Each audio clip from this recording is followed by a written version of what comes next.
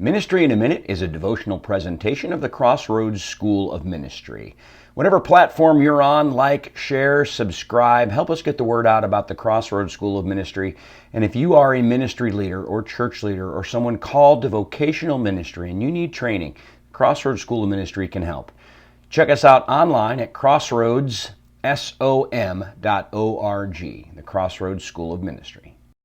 Hey everybody, Dr. Greco here. I hope you got a chance to see our scripture study last night on the Crossroads School of Ministry page through Jonah chapter 1. It's just such a great book. You know, we've come out of Ruth, which is just these little chapters that fit so well in a 30-minute time slot. And now we've jumped into Jonah, completely different and yet perfect for that 30-minute time slot. And so last night's teaching was great. So if you haven't seen it, go back and look at it. But in today's Ministry in a Minute, I want to focus just for 1 second on verse 9. Because this week in our Ministry in a Minute, we've been kind of working up to, hey, God's got a big plan. You're the solution. And in verse 9, I think we have a little formula for how we can minister to and communicate with the people around us. Because Jonah says in verse 9, I am a Hebrew,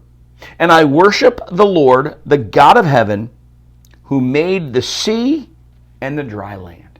Now, I know that's a simple sentence, but there's a few things there that I think are important for us to remember. The first thing is, Jonah basically, by saying this, was admitting that he wasn't perfect, that he had made a mistake, that it was his fault that this had happened. I think people need to see us as Christians as not holier than thou, but as genuine. You know what? I mess up too, but, okay, I've got God. So there's a genuineness and a humility about what's just happened.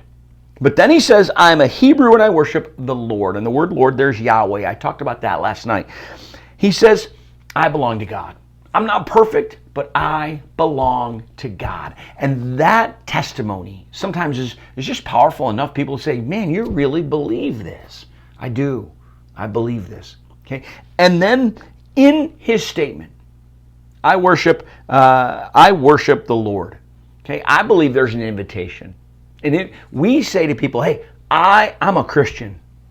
Come to church with me. I'm a Christian. Can I pray with you? I'm a Christian. I would be happy to talk to you about the Bible. There's this invitation to participate with us. I worship the Lord. That's what Jonah says. Okay? So there's a humility, there's a confession, there's an invitation. And then he says, the God who made the heaven, who made the sea and the dry land. And we've talked about this in a recent sermon that I preached. God, when he wants to prove who he is, God, when he wants to point to his character, often points to creation.